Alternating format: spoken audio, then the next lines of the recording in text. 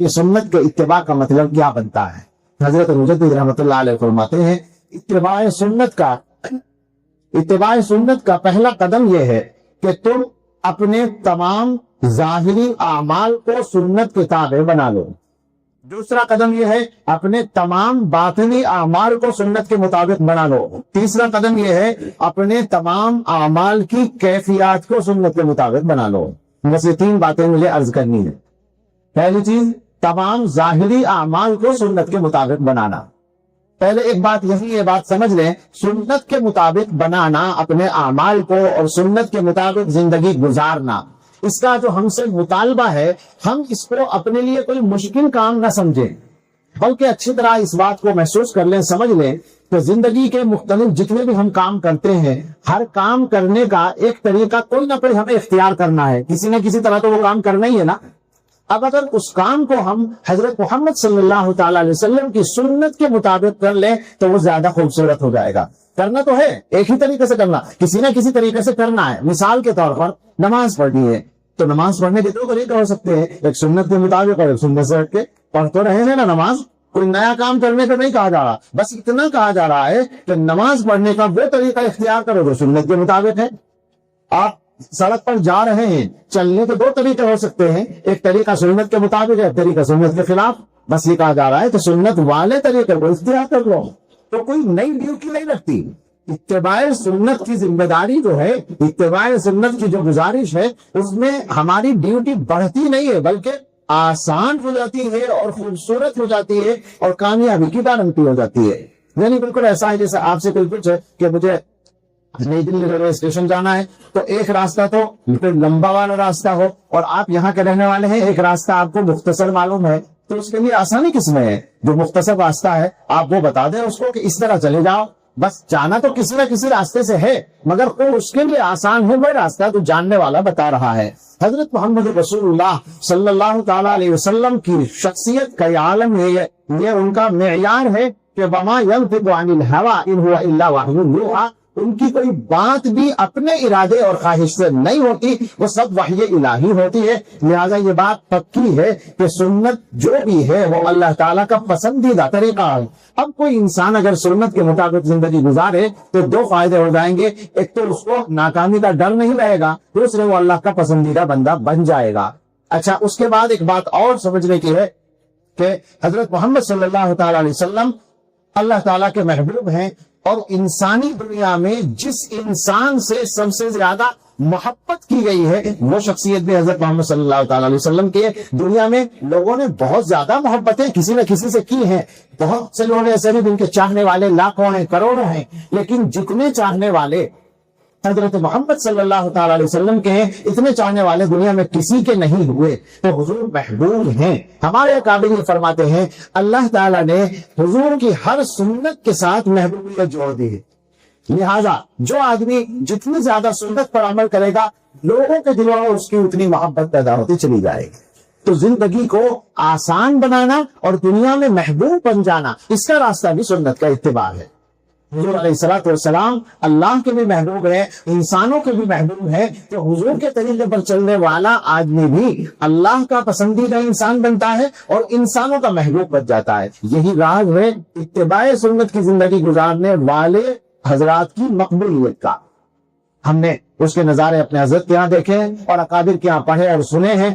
ہم نے پڑھا ہے شیخ الاسلام حضرت مدنی رحمۃ اللہ علیہ کے بارے میں، ان کی محبوبیت کا جو عالم تھا وہ کچھ عجیب و غریب تھا۔ ہم نے سنا کہ جلال آباد کے مدرسے میں جلسہ تھا، بھیڑ بہت تھی، حضرت اس میں جایا کرتے تھے، حضرت وہاں مسیح اللہ صاحب ان کے شاگرد تھے، تو وہاں جلسے میں جانا ہوتا تھا۔ حضرت وہاں مسیح اللہ صاحب نے حضرت کی راحت کے خیال سے اعلان کر دیا کہ مسافہ نہیں ہوگا۔ اب مسافے کے لیے لوگ پریشان تھے، ایک دیہاتی قریب ہی کھڑا تھا، اس نے سوچا کہ مسافہ تو اب ہونے کا نہیں، کیا کروں، تو اس نے جلدی سے حضرت کا کرتا پکڑا اور یوں کہا کہ تو ہی مدنی تھوڑا، تارا کرتا بھی مدنی، یعنی اپنی محبت کا اظہار اس نے اس طرح سے کر دیا۔ جدھر چلے جاتے تھے ایک خلقت کا ہجوم ہو جاتا تھا، اور یہ ان کے بارے میں ہم نے اپنے بڑوں سے سنا کہ جہاں جہاں کا انہوں نے سفر کیا وہاں وہاں ہدایت آ گئی اور وہاں مدرسے قائم ہو گئے، بدعت ختم ہو گئی، سنت پھیل گئی۔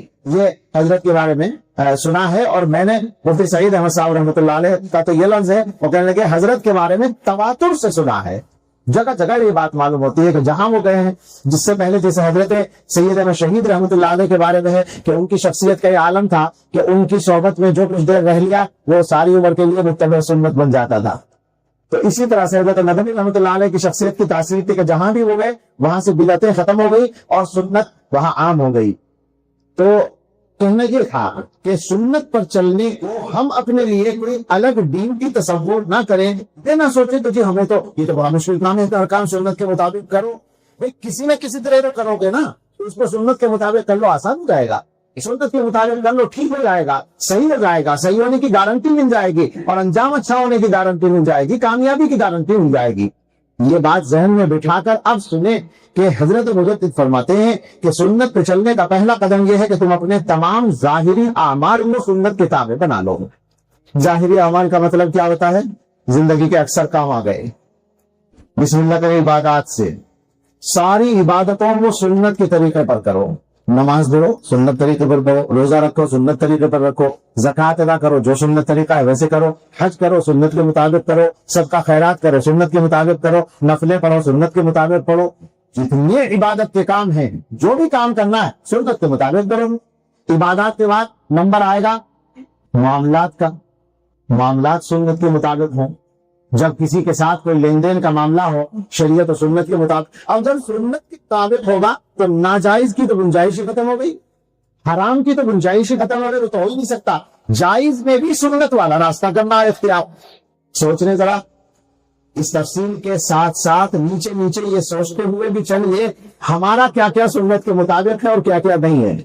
اگر آپ غور کریں گے تو ہم لوگوں نے اپنا نقصان خود ہی بہت زیادہ کر رکھا ہے، اسی طریقے سے کہ ہم کسی کام میں سنت پہ عمل کرنے کو تیار ہی نہیں ہے.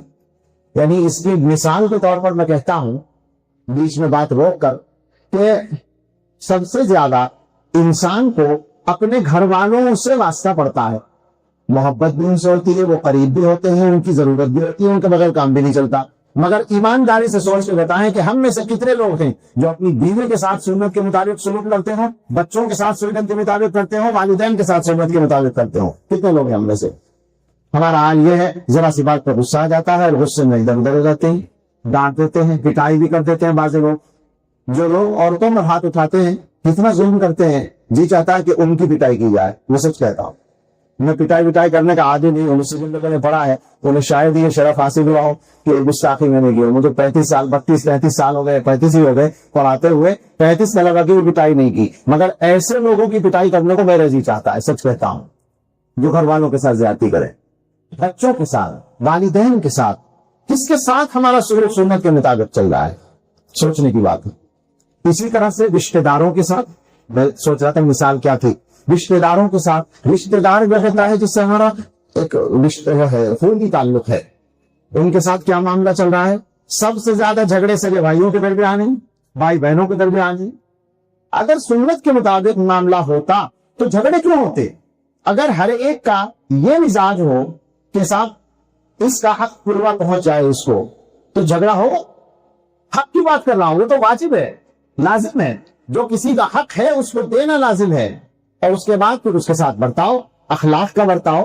مگر ہم لوگ تو اخلاق کا برتاؤ شاید اجنبیوں کے ساتھ تھوڑا بہت کر لیں، اپنے رشتہ داروں کے ساتھ تو کرنا نہیں جانتے ہیں.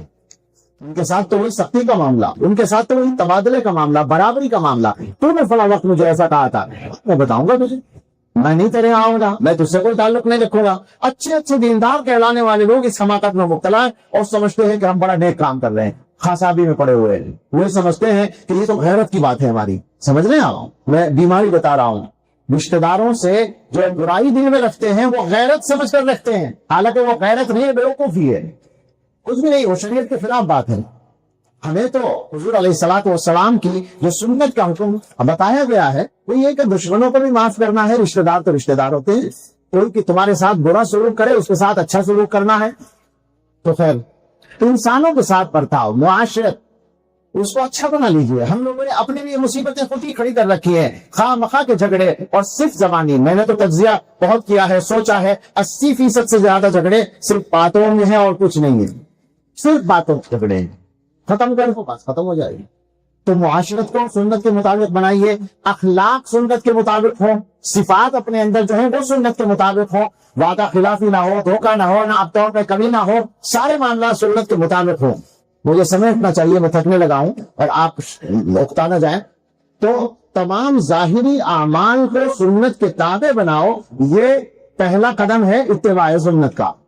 اب آدمی سوچتا رہے اور کرتا رہے، میں جو کر رہا ہوں یہ کام اس طرح میں کر رہا ہوں، سنت طریقہ اس میں کیا ہے اس کو معلوم کر لے۔ حضرت مجدد رحمۃ اللہ علیہ نے فرمایا کہ دوسرا قدم یہ ہے کہ تم اپنے تمام باطنی اعمال کو سنت کے مطابق بنا لو۔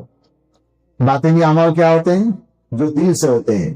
دل سے ہونے والے اعمال میں عجیب بات ہے، عمل کا لفظ جب بولیں تو ذہن جاتا ہے کہ اعضاء کے عمل ہوتے ہیں، دل کا کہاں کچھ ہوتا ہے، لیکن دل کے بہت بڑے بڑے عمل ہوتے ہیں جن کا بڑا ثواب بھی ہوتا ہے، اور بعض عمل برے ہیں تو گناہ بھی بہت ہوتا ہے۔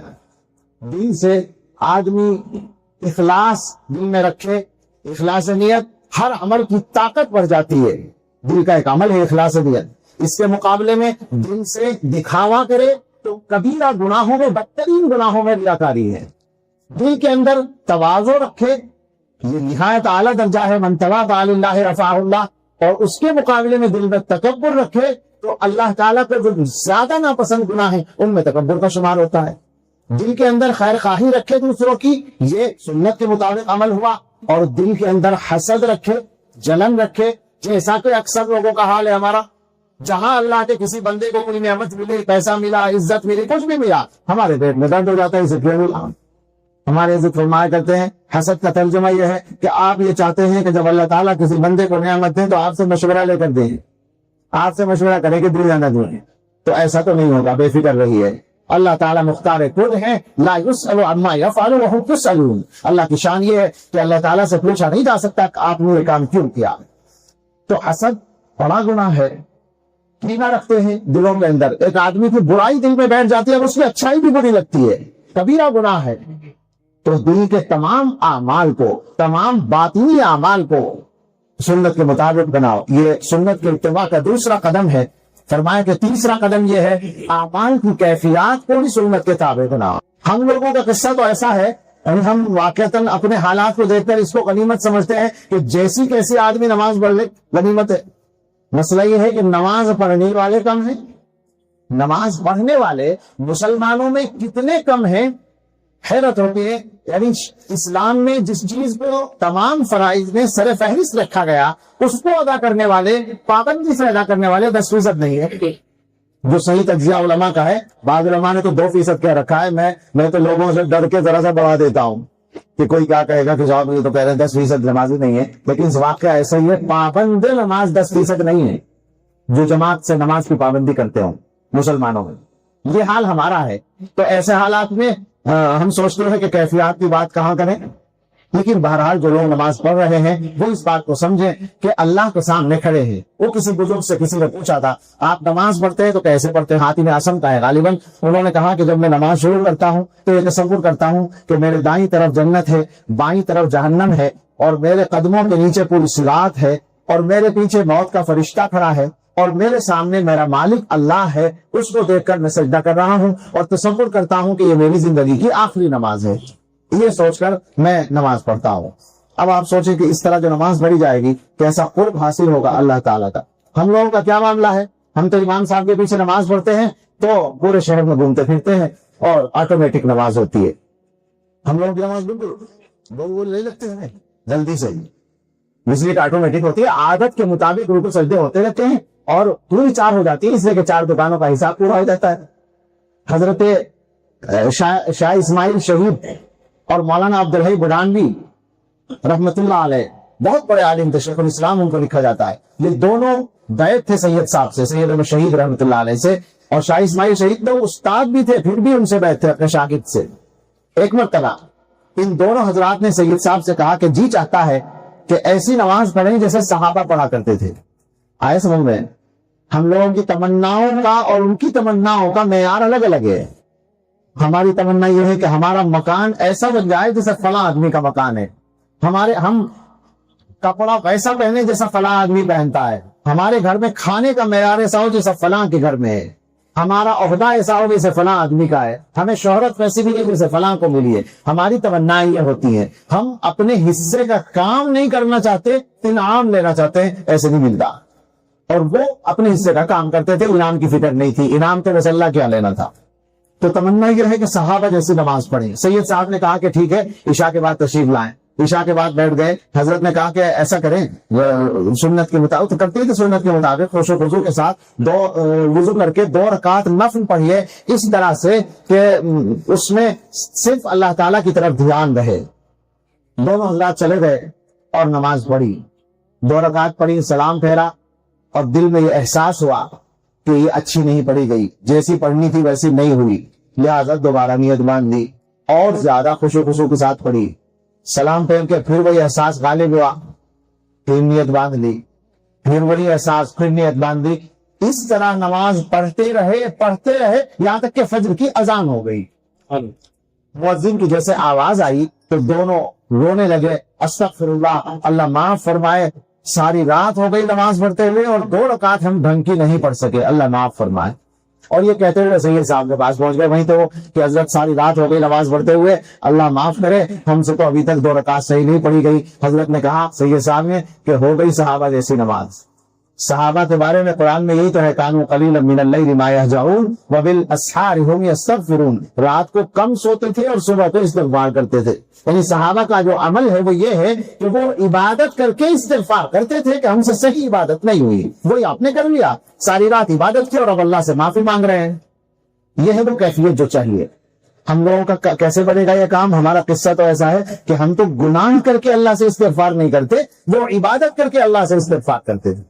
تو ہمیں کو بدلنے کے لیے بہت محنت کی ضرورت ہے، اور وہ محنت یہی ہے جو ہمارے بزرگوں کے سلسلوں میں کرائی جاتی ہے۔ اس کا مقصد یہی ہوتا ہے کہ دلوں کی کیفیتیں بدلیں۔ تو حضرت مجدد رحمۃ اللہ علیہ نے فرمایا کہ یہ 3 قدم ہوئے۔ پہلا یہ کہ تمام ظاہری اعمال کو سنت کے تابع بنا لو، دوسرا ہے کہ تمام باطنی اعمال کو سنت کے تابع بنا لو، اور تیسرا ہے کہ تمام اعمال کی کیفیات کو سنت کے تابع بنا لو۔ اور اس کے ساتھ یہ بھی جوڑ لیں کہ یہ ساری چیزیں اس وقت معتبر ہوں گی جب ہمارا ایمان اور عقیدہ صحیح ہوگا۔ ہمیشہ یہ بات ذہن میں رکھنا ضروری ہے کہ جو کچھ ہوتا ہے اللہ کی طرف سے ہوتا ہے۔